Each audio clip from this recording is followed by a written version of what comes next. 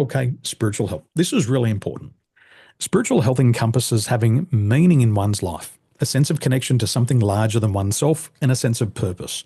Finding this meaning is associated with strong mental, social, and physical health. McKinsey Health Institute analysis found that about 75% of studies related to health primarily measure physical health.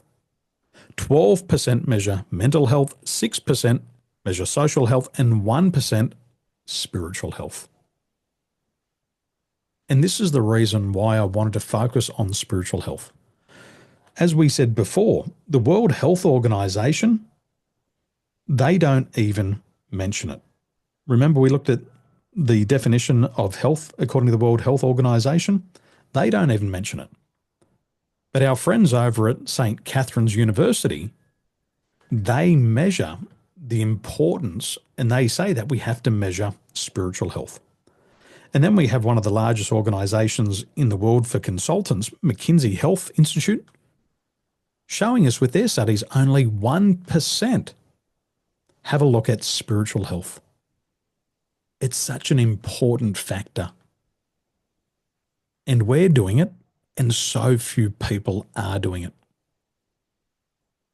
Can you see how different this is to everything else? We're doing what 99% of other people will not and cannot do. So when we have a look at spiritual health, it's a person's sense of well-being and purpose that's not limited to the physical body. And as Gail mentioned before, God, give me a sign.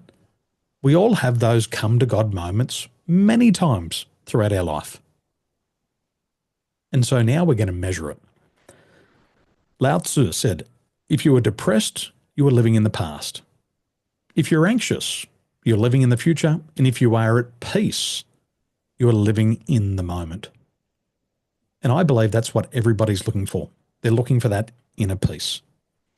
But unfortunately, if we've had adverse childhood experiences throughout our life, then specifically our spiritual health declines.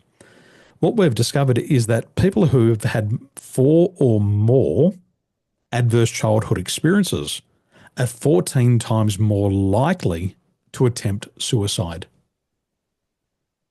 So this is where we can make a significant contribution to our communities with spiritual health. Now, do you remember the show, The Wonderful Wizard of Oz? The true courage is in facing danger when you are afraid.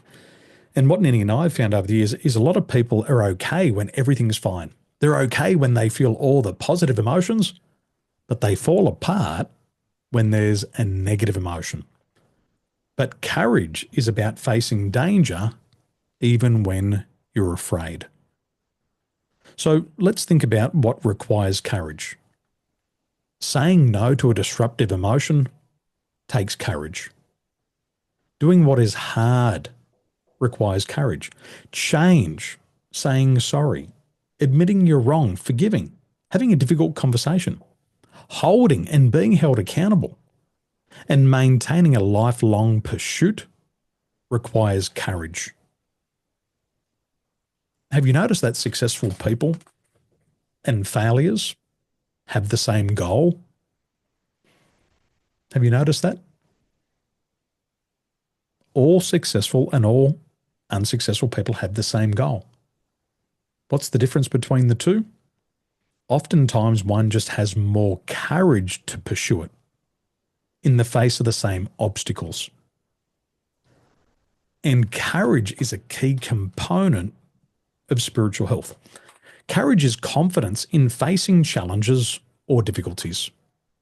When our courage is high, we frequently face challenges confidently.